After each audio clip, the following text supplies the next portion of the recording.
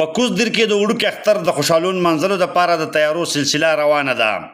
او په دې سلسله کې چکدرات مرګره خال میدان مونډه سمرباغ په شمول نور وړو غټو بازارونو کې نارینه زنانه او ماشومان د خپل ضرورت پاتې شوي سیزونه اخیستو دپاره د بازارونو او مارکیټونو مخه کړې ده خو د ګرانۍ نه پریادي دي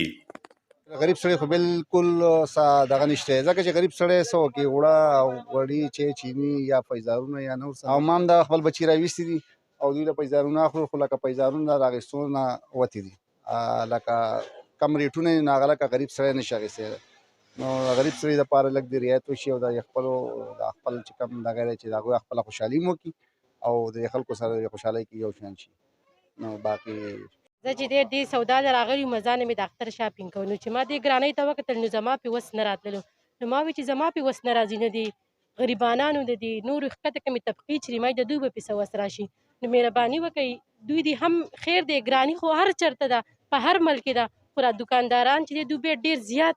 های ریټونه وایي نو دوی دې هم د خپل ریټ راکم کړي او بله دا اسلامي میاشت ده نو په دې کې دې مونږ لږ خپل وطن ته دواګانې وکړو چې په دې کې لږه دغه راشي لږه ترقي وکړي نو دا هوام ارڅه به بیا خوشحاله شي چې نن سبا خلک په خپل رزق پورې په خپله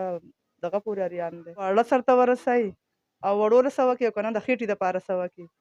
نو هر طرف ته مهنګایي ده دونه ګراني را چې څه شي تپوس نشي کولی مطلب خلک د دې روژې نه داسې غلطه پیداواري دا یو اسلامي میاشت ده عبادتونه پکې کېږي خو لکه چې دا کوم حل شروع دی خدای شته که څوک د چا تپوس هم کوي یار دوکاندار ته دا وایي یا بل چا ته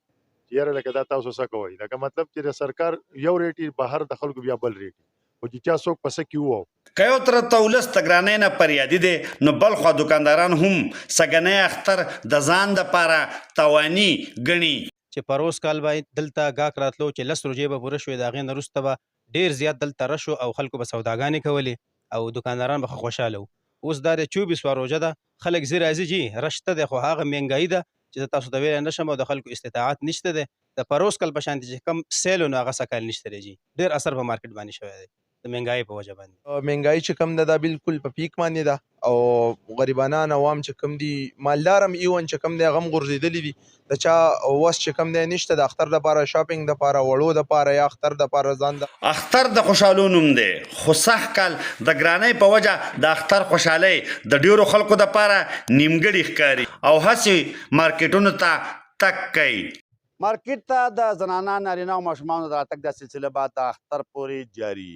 خو چې کم خلک راځي نو هغه د ګرانۍ نه پریادي دي محمد اسرار خیبر نیوز چکدره کوزدر